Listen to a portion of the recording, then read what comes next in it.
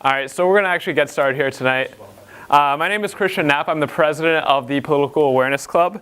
Normally, I would introduce someone to give a presentation or compete in a debate about an issue they're passionate about, but tonight I'm going to talk about an issue I'm very passionate about. So tonight's presentation is on inequality in higher education, not in higher education, in public education. So how do public schools get funded? In Massachusetts, it's primarily through local funds, gets some state funds, and then just a little bit of federal funds. The local funds it gets is from property tax revenues.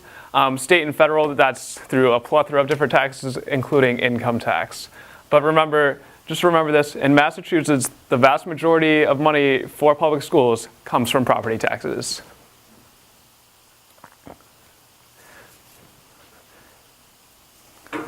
So here we have three towns. There are three fictitious towns, let's say in Massachusetts. There's Richville Heights, very wealthy town. There's Middleton, which is a middle-class town, and Portland. Oregon represents. Portland is the lower class town in this situation. And this is just a graph on per student funding. So Richville Heights, because it's a rich town, they have very high property values and therefore high property tax revenues. So they're going to have great schools. Middleton, still decent property tax revenues because kind of middle of the road for property values. And then Portland, property taxes are much lower. Property tax revenue is lower because the property values are lower. Now, young people in the United States are required to go to school. And does not the 14th Amendment of the Constitution guarantee us equal protection of the laws? To me, this looks pretty unequal. What if we could have a system that looked something like this? I think this looks pretty good, and I think everyone, especially students from Williston, need to think about a public school system that looks like this, where it is not just the children of the wealthy or the lucky who can have a great education, but where everyone can have a great education. Just take that in for a moment. It's kind of a big idea. It looks really simple, but I think it's really important. No matter where you're from, you're getting the same education. So how do we get to this equality-filled public school nirvana? Let's find out. So I propose that we increase the state income tax. Then the state would be able to provide block grants to municipalities for public education.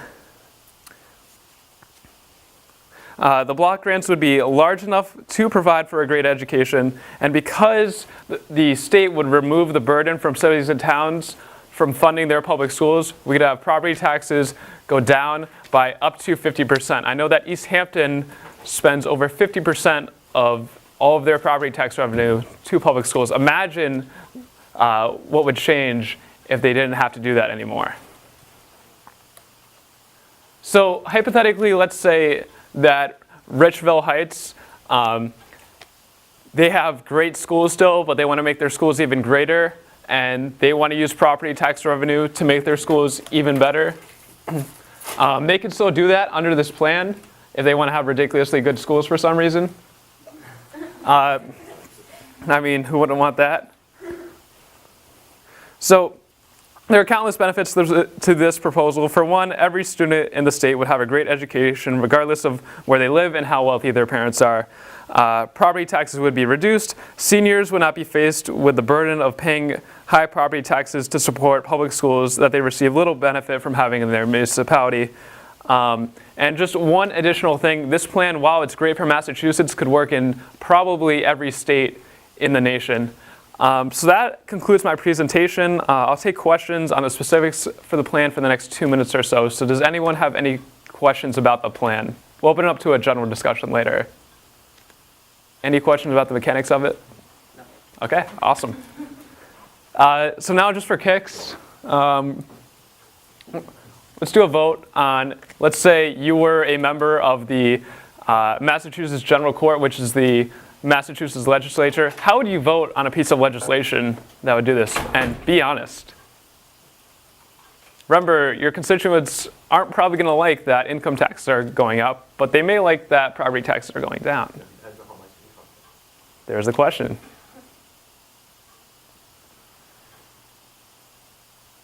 And remember, it's not going to be a revenue neutral proposal. It's actually going to require more revenue. So people will be taxed more. But some people will be taxed less. For example, seniors. If they're receiving Social Security benefits as their only income, they're only paying a little bit of tax, if not no income tax, on that Social Security income. And then their property tax would go down by 50%. So, Kate, I see some indecision over there. I can't read it. Oh. Wow. You're sending out a lot of votes. All right, has everyone finished? No. Because if you say no, we know how you're going to vote. Just saying.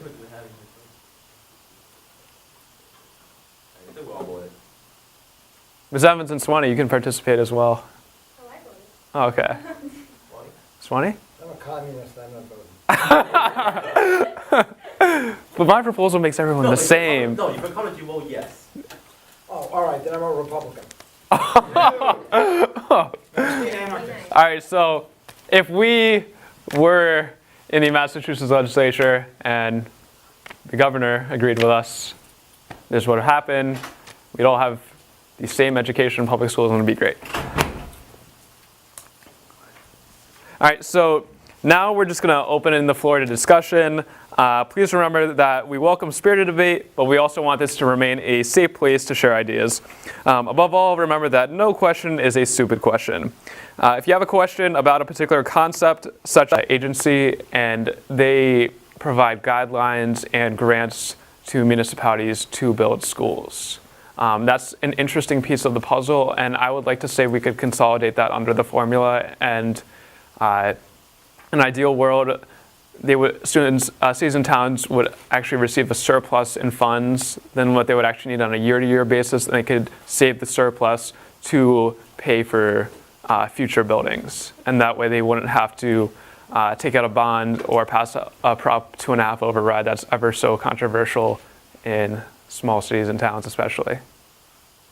What about an alternative way of producing funding? I know a lot of people don't like that. Yeah. And it probably wouldn't find a lot of people. Yeah. Voting-wise, but maybe if it was something like, I forget if it's Vermont and New Hampshire, but one of those two states, they don't have public alcohol stores in today in Hartford because you have to like go to a government dispensary and buy it. Mm-hmm. I think maybe some pretty long words there. So you're suggesting we do something else besides an income tax? Yeah, because I know a lot of people don't like that. Yeah, that's a really good idea. In Massachusetts, we have the gas tax, we have a tax on cigarettes, you name it, there's a tax on it in Massachusetts. Recently, we did have a so-called tech services tax that was recently repealed. I think people are taxed on so many things in Massachusetts. I think for Massachusetts, maybe other states that would be a great solution, but I feel like Massachusetts, the most logical thing would be to raise the income tax. Maybe a state that has more of a simplified tax code, maybe something like New Hampshire. Maybe it's not taxable, that's what I'm saying. It wouldn't be a tax period. It would be the, It would be the sale of something. Yeah. Everyone would own, like, say, the alcohol stores. Yeah. So maybe like selling land or leasing land. That's a good idea. Maybe even better, because there's certain people wouldn't like those because their emissions would be hurt by that. Yeah. Maybe a different industry Yeah. that's coming up new and going to get a lot of money that is probably going to be legalized soon. Are you saying marijuana? Maybe. Brendan, you can respond to me, him, or anyone. Just by the way. Yeah, this is a separate question. Okay. Just under your plan, would municipal governments still have the same degree of Yes. choices over how they spend them? Absolutely. Okay. It would be a nice Reagan-style block grant, which is why Republicans would vote for this as well as Democrats. Typical bipartisan piece of legislation right there. But yeah, the cities and towns would be able to use the money however they wanted for public schools in their municipality, not for building bridges and such. How would you prevent the whole, like, this is socialism argument? Because it seems as though the whole, like, equality of things and things that is socialism pretty fast. Well, it's all about the 14th Amendment. We're all required to go to school, right? Yeah. Well, we aren't, and I'm not, but I'm 18. But say you're 12 years old. You have to go to school. It's not, oh, you can go to school if you want to. You have to be in school. It's kind of like saying, some people may say this is kind of like going to jail. You commit a crime, you have to go to jail. Here, everyone has to go to school. If school is a jail, shouldn't everyone be in the same quality jail? Shouldn't everyone be in the same quality school? I agree. Not that I'm saying school is jail, I but agree. From a philosophical standpoint. yes, From like a how it would get through yeah. point of view. How would you counter? I mean, it's a hard question because a lot Yeah, of it people is. easy to counter, but in terms of like actually convincing. Yeah. I don't think you can do that. I don't think you can, Because but it's just the not whole. based on facts. But it is. Technically already socialism, so well, this is socialism, yeah, it already is. But that doesn't stop the argument. I'm not saying from like a logical, intellectually, like stimulated standpoint in terms of like, oh yeah, like we know this isn't like blatant socialism, but that's what a certain political party would argue. So I don't know. From a how I don't know how feasible it would be. Well, So I'll have 2 points. in dreamland, I'd love it. Yeah, I'll make 2 points for that. One is a joke, and the other is a legitimate answer to your question. The first one, which is the joke, is that there are 40 seats in the Massachusetts State Senate. 4 of them are held by Republicans, so that would give us a Oh, you're 90%. just talking about Massachusetts? We can talk about any state. That was the joke. So, like in Massachusetts right now, the discrepancy between a Massachusetts education and a Mississippi education Yeah, is insane. yeah, absolutely. I mean, how So some may argue that this should be done on the national scale. yeah, I would, because I mean, if you're going for a quality of education, how can you, because you can't maintain that same quality of education with the taxes that Massachusetts has, that you could Yeah. in Alabama, Mississippi, Yeah, Missouri. Mississippi is the poorest state in the nation. Yeah. Massachusetts is relatively wealthy, without question. Also, great public schools connection, possibly. Well, higher taxes usually. Yeah. shouldn't. Yeah. Anyone over here? Brendan? Yeah, I was just wondering regarding why you chose to raise the income tax. So currently it's property tax, which is Yeah. collected by municipal Yeah. bodies. Would it be feasible instead to sort of pool together the property tax by sort of moving that up one step in federalism? That's a great idea. But one of the reasons why I chose the property tax I chose the property tax to eliminate the burden of cities and towns from paying. Is that way cities and towns would still have autonomy over where that tax revenue goes, Right. because it is the cities and towns who levy the property tax. The state does levy a property tax. Right. So I think, and again, for seniors, it's always a contentious issue. Just ask Mr. Gunn about this, to try to have seniors vote for a tax increase, for a property tax increase, when they're not going to school. They're 80 years old. Who cares for them if schools get better? It doesn't affect them. So why should they be paying for it? Meanwhile, income tax, you have parents, you have children who are directly affected by it and will be affected by the effects of the better schools in the future through better economic growth. Right. So that's kind of why I chose it. Also, it's another reason is I would like that for school committees to worry less about funding and worry more about what they could do with that money. Yeah. So that's kind of how I felt about it. Mr. Swanson? I'm glad you clarified about the state thing, because I don't think the 14th Amendment applies in the sense that that's a federal rights, and when we start talking about different states, now you get Yeah. into the 10th Amendment, which is our Yes. job is to take care of our schools. I don't think it's a federal law that Well- allows well- us to It do was that. incorporated. Yeah, it was. Two things about that. that's how I thought about the 14th Amendment for a while. I didn't think it would apply to something like public schools. I think that would be taking it too far. But the more and more I thought about it, that's the conclusion I came to. Equal protection of the laws, to me, means that everyone is treated the same way. If there's a law says that you have to go to a school, I think it should be the same quality school.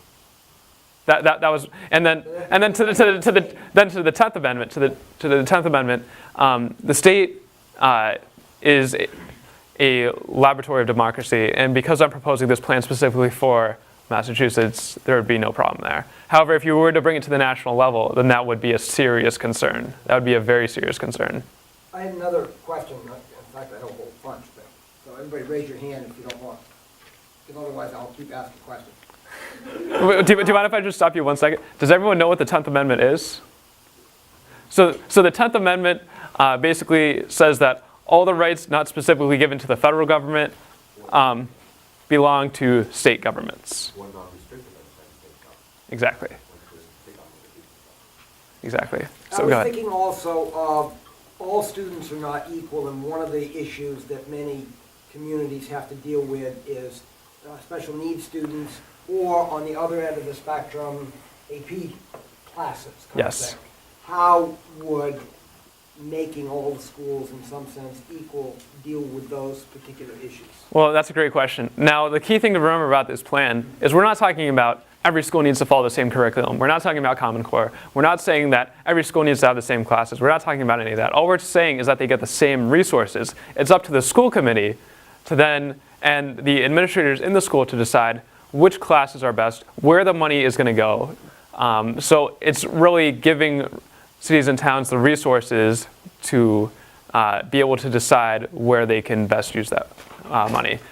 And back to facilities, in terms of like managing how schools are built, would that factor into that same Yes. state aid? Okay. Yeah, and of course, I would like. But then you say local. Local can contribute if they want to. If they want to give even more, if they want schools even better than what they could afford just through the state funding, they could use property taxes of their own. There's nothing stopping them under my plan. Well, like in the last 2 years, I don't remember the exact numbers because my dad was pissed about it. He was just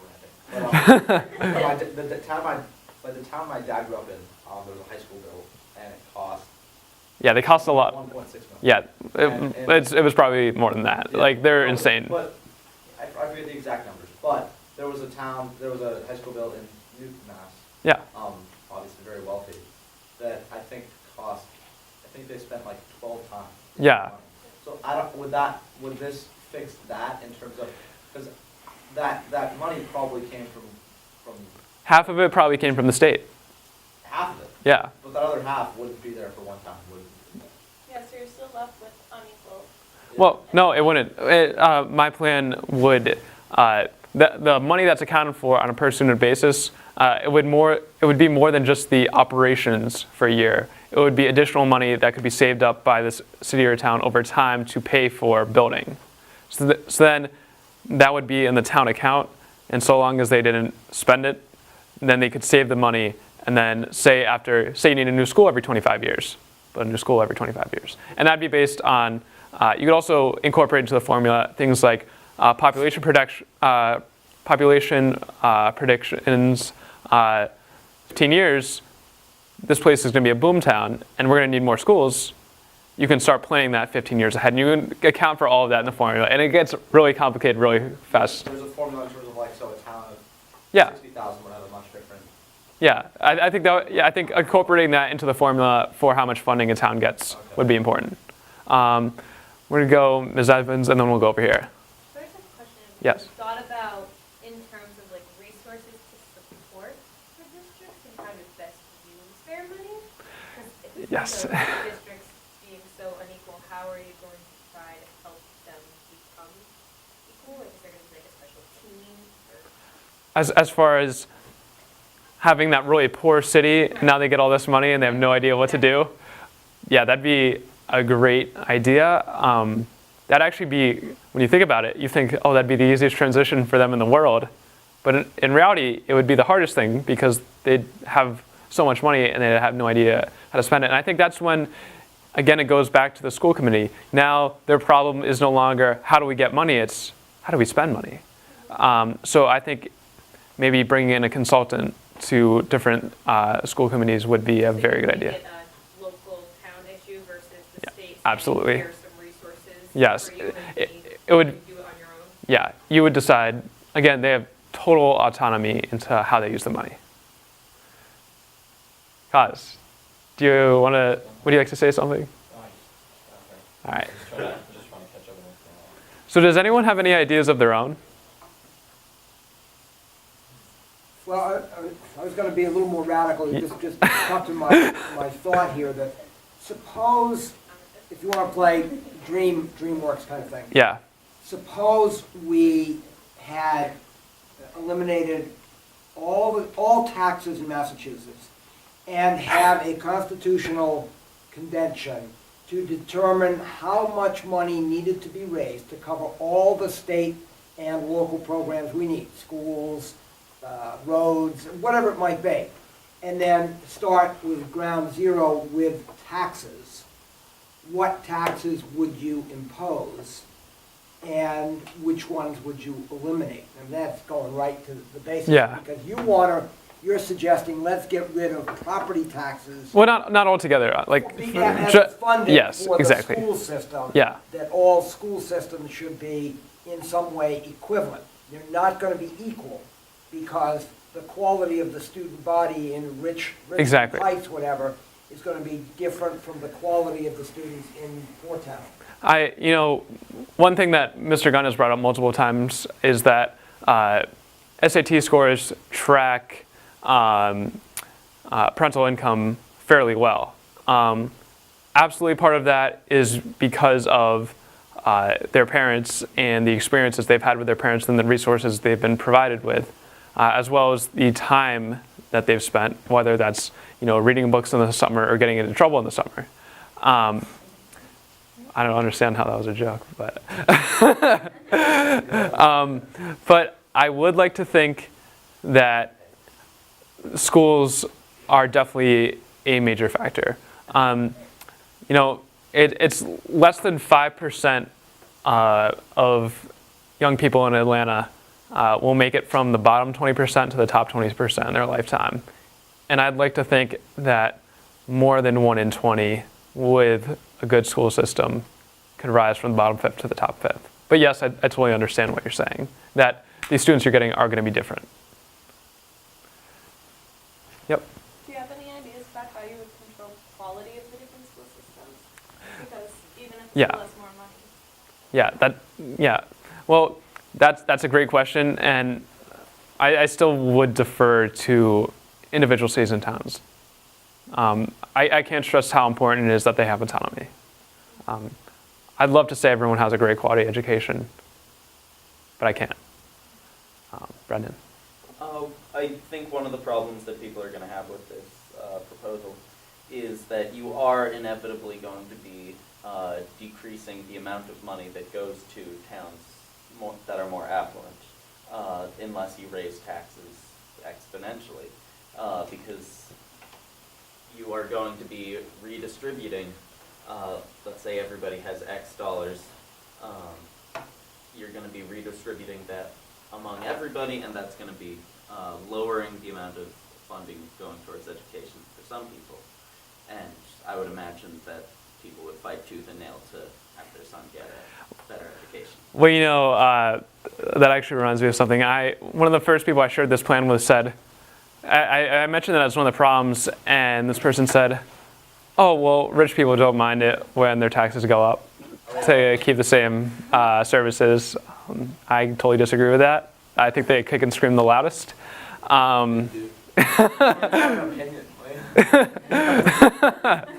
But yeah, that would be the hard fight. And I think the best way to convince them is to tell them that it's going to be a net benefit to the state's economy. And it's going to be thereby being a net benefit to them. But a net loss to their kids' education. And Yes. That's a big thing to overcome. That's a But I would say that would be a huge. remember, if a person's making a ton of money, they also have a huge house on a great piece of land that's worth a ton of money. They're getting taxed through the roof on that. Those taxes get cut in half. Their income taxes go up. But let's say, hey, let's retire early now. So the option's there. Tax revenue would go down, so if everyone did that, it wouldn't work. But I totally see your point. That would be the biggest piece of opposition. Yep. And I was just thinking, if you're gonna up the idea that, oh, it's 10/14th Amendment, that you can open up revenue and that kind of whatnot, local services to schools, and therefore it's the responsibility of government to take care of the schools, could you make the same argument that they should take care of all local services? No. Like, say, police department, fire department, Well- water, power. Well, there's a thing in Massachusetts called Prop 2.5 override, and basically what it says is that the city or town, let's say it's governed by the city council can't propose that you raise property taxes more than a certain amount year over year, right? Without approval of the citizens of that town. Now, what's happened as a result of that is that the state now just increases income tax. It gives more local aid to cities and towns, which they use for the fire department and the police department. So it's interesting how it works. Cities and towns, so much of their budgets are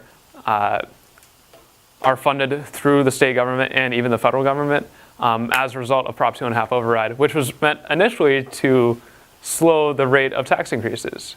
But it really hasn't stopped it. It's just shifted where those tax increases come from property to income. Ms. Evans? Just going off of what Brendan was asking you, I think too, is even though you're changing the amount of money that schools are getting, where they're starting at, I don't think that they would dramatically fall.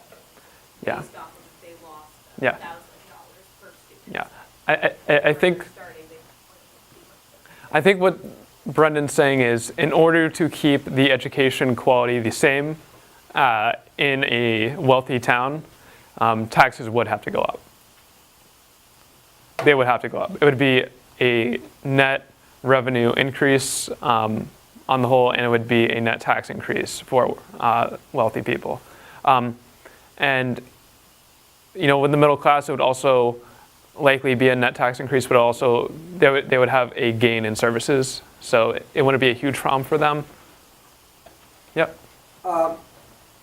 Leaving aside private schools, like this one as an example, Yeah. how does your proposal affect what we now have, what is called school choice, which is an annoyance to a lot of towns, and charter schools? Yeah. I have very mixed feelings about charter schools.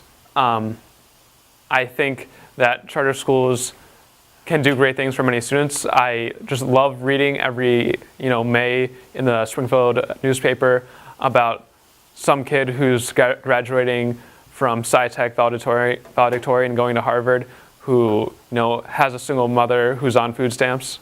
Like, those are very heartwarming stories, and I think there's a lot of success stories that come out of charter schools. I also think that every dollar that goes to a charter school is a dollar not going to the public school. And then for school choice, that's a huge issue as well. And I'd like to think that if you had a proposal like this, the choice would be obvious. You go to the public school in your municipality. Why do they go to a different school now, though? Because quite often it's the quality is different. Right. And if you make the quality more equal, fewer students will be opting to go to schools outside of their municipality. Any other questions? We're actually right on time. Oh, you can go ahead if you want to, though. Quick thing. Like, we were so on. We had it 7:41. All right, go on. I'm just thinking about the fact that boarding schools, this would open the possibility of those as public schools. Because I think that for some students, actually, a boarding school is much better because it gives you a bit of time to grow as a person away from their parents' hometown and whatnot. And I'm thinking that maybe with this option, you could have public boarding schools, because the funding isn't coming on a town by town basis. So it would make sense to send your kid to a different place, and technically you still be paying the same tax. That's a very interesting idea. It's something that would be possible. It's a great idea. It would pose a big threat to schools like this. It raises the revolutionary idea. Should everyone have a great education? I think so. I think we're going to leave it at that for tonight. Thanks for coming, guys.